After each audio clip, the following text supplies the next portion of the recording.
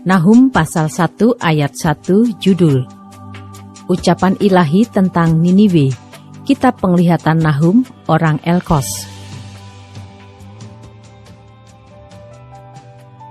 Ayat 2-8.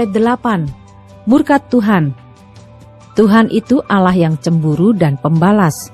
Tuhan itu pembalas dan penuh kehangatan amarah. Tuhan itu pembalas kepada para lawannya dan pendendam kepada para musuhnya. Tuhan itu panjang sabar dan besar kuasa, tetapi Ia tidak sekali-kali membebaskan dari hukuman orang yang bersalah. Ia berjalan dalam puting beliung dan badai, dan awan adalah debu kakinya. Ia menghardik laut dan mengeringkannya, dan segala sungai dijadikannya kering. Basan dan Karmel menjadi merana, dan kembang Libanon menjadi layu. Gunung-gunung gemetar terhadap Dia, dan bukit-bukit mencair. Bumi menjadi sunyi sepi di hadapannya, dunia serta seluruh penduduknya. Siapakah yang tahan berdiri menghadapi geramnya, dan siapakah yang tahan tegak terhadap murkanya yang bernyala-nyala? Kehangatan amarahnya tercurah seperti api, dan gunung-gunung batu menjadi roboh di hadapannya. Tuhan itu baik, Ia adalah tempat pengungsian pada waktu kesusahan. Ia mengenal orang-orang yang berlindung kepadanya, dan menyeberangkan mereka pada waktu banjir. Ia menghabisi sama sekali orang-orang yang bangkit melawan Dia, dan musuhnya dihalonya ke dalam gelap. Ayat 9-15, firman Tuhan kepada Yehuda dan Niniwe. Apakah maksudmu menentang Tuhan? Ia akan menghabisi sama sekali. Kesengsaraan tidak akan timbul dua kali, sebab mereka pun akan lenyap seperti duri yang berjalin-jalin, dimakan habis seperti jerami kering.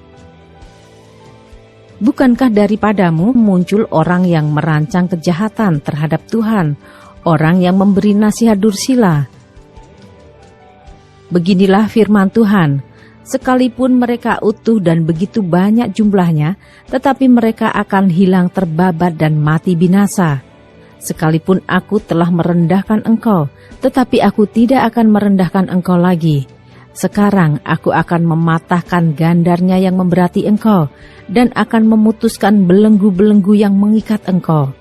Terhadap engkau, inilah perintah Tuhan. Tidak akan ada lagi keturunan dengan namamu. Dari rumah Allahmu aku akan melenyapkan patung pahatan dan patung tuangan. Kuburmu akan kusediakan, sebab engkau hina. Lihatlah, di atas gunung-gunung berjalan orang yang membawa berita, yang mengabarkan berita damai sejahtera. Rayakanlah hari rayamu, hei Yehuda, bayarlah nasarmu, sebab tidak akan datang lagi orang dursila menyerang engkau. Ia telah dilenyapkan sama sekali.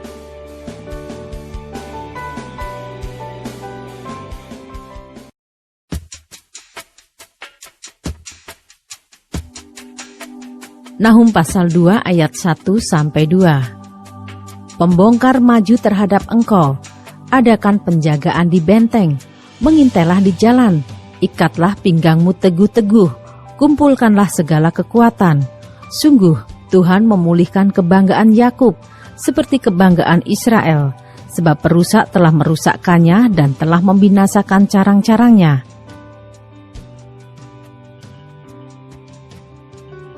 Ayat 3-13, musuh merusakkan Niniwe.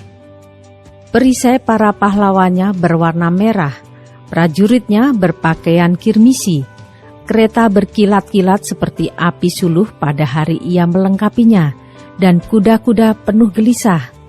Kereta melaju galak di jalan, kejar-mengejar di lapangan, kelihatannya seperti suluh, berpacu seperti kilat. Pasukan-pasukan istimewa dikerahkan, mereka tersandung jatuh di waktu berjalan maju. Mereka lari terburu-buru ke arah tembok kota, sedang alat mendobrak sudah ditegakkan. Pintu-pintu di sungai-sungai telah dibuka, dan istana menjadi gempar. Permaisuri dibawa keluar dan ditelanjangi, dan dayang-dayangnya mengerang, mengaduh seperti suara merpati sambil memukul-mukul dada. Niniwe sendiri seperti kolam air yang airnya mengalir keluar. Berhenti, Berhenti, teriak orang, tetapi tidak ada yang berpaling. Jarahlah perak, jarahlah emas, sebab tidak berkesudahan persediaan harta benda, kelimpahan segala barang yang indah-indah, ketandusan, penandusan, dan penindasan. Hati menjadi tawar dan lutut goyah, segenap pinggang gemetar, dan muka sekalian orang menjadi pucat pasi. Di mana gerangan persembunyian singa dan gua singa-singa muda, tempat singa pulang pergi, tempat anak singa, di mana tidak ada yang mengganggunya. Biasanya singa itu menerkam supaya cukup makan anak-anaknya, mencekik mangsa bagi betina-betinanya, dan memenuhi liangnya dengan mangsa dan persembunyiannya dengan terkaman. Lihat, aku akan menjadi lawanmu. Demikianlah firman Tuhan semesta alam. Aku akan membakar keretamu menjadi asap, dan pedang akan memakan habis singa mudamu. Aku akan melenyapkan mangsamu dari atas bumi, dan suara utusan-utusanmu tidak akan terdengar lagi.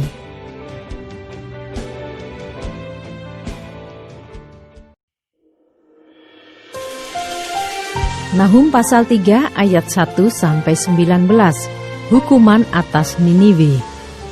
Celakalah kota penumpah darah itu, seluruhnya dusta belaka, penuh dengan perampasan dan tidak henti-hentinya penerkaman. Dengar, lecut cambuk dan derak-derik roda. Dengar, kuda lari menderap dan kereta meloncat-loncat. Pasukan berkuda menyerang, pedang bernyala-nyala dan tombak berkilat-kilat. Banyak yang mati terbunuh dan bangkai bertimbun-timbun. Tidak habis-habisnya mayat-mayat, orang tersandung jatuh pada mayat-mayat.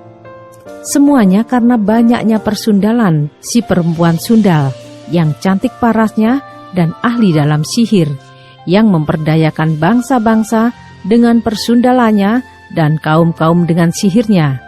Lihat, aku akan menjadi lawanmu. Demikianlah firman Tuhan semesta alam.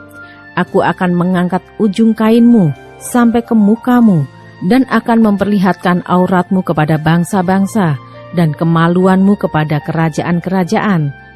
Aku akan melemparkan barang keji ke atasmu, akan menghina engkau, dan akan membuat engkau menjadi tontonan. Maka semua orang yang melihat engkau akan lari meninggalkan engkau, serta berkata, Niniwe sudah rusak, siapakah yang meratapi dia? Dari manakah aku akan mencari penghibur-penghibur untuk dia? Adakah engkau lebih baik dari Tebe, kota dewa Amon, yang letaknya di sungai Nil, dengan air sekelilingnya, yang tembok kotanya adalah laut, dan bentengnya adalah air? Ethiopia adalah kekuatannya, juga Mesir, dengan tidak terbatas. Put dan orang-orang Libya adalah pembantunya. Tetapi dia sendiri pun terpaksa pergi ke dalam pembuangan, terpaksa masuk ke dalam tawanan. Bayi-bayinya pun dirembukkan di ujung segala jalan. Tentang semua orangnya yang dihormati dibuang undi, dan semua pembesarnya dibelenggu dengan rantai. Engkau pun akan menjadi mabuk, akan menjadi tidak berdaya. Engkau pun akan mencari tempat perlindungan terhadap musuh. Segala kubumu adalah seperti pohon ara, dengan buah ara yang masak duluan. Jika diayunkan, maka jatuhlah buahnya ke dalam mulut orang yang hendak memakannya. Sesungguhnya laskar yang di tengah-tengahmu itu adalah perempuan-perempuan. Pintu-pintu gerbang negerimu terbuka lebar-lebar untuk musuhmu. Api telah memakan habis palang pintumu. Timbalah air menghadapi pengepungan. Perkuatlah kubu-kubumu. Pijaklah lumpur, injaklah tanah liat. Peganglah acuan batu bata. Di sana api akan memakan engkau habis, pedang akan membabat engkau, akan memakan engkau seperti belalang pelompat. Sekalipun engkau berjumlah besar seperti belalang pelompat, berjumlah besar seperti belalang pindahan, sekalipun kau perbanyak orang-orang dagangmu lebih dari bintang-bintang di langit, seperti belalang pelompat, mereka mengembangkan sayap dan terbang menghilang. Sekalipun para penjagamu seperti belalang pindahan dan para pegawaimu seperti kawanan belalang yang hinggap pada tembok-tembok pada waktu dingin, namun jika matahari terbit, mereka lari menghilang, tidak ketahuan tempatnya. Celaka, alangkah terlelapnya para gembalamu, hei Raja negeri Asyur, para pemukamu tertidur, Laskarmu berserak-serak di gunung-gunung dan tidak ada yang mengumpulkan. Tiada pengobatan untuk cederamu, lukamu tidak tersembuhkan. Semua orang yang mendengar tentang engkau bertepuk tangan karena engkau. Sebab kepada siapakah tidak tertimpa perbuatan jahatmu terus-menerus?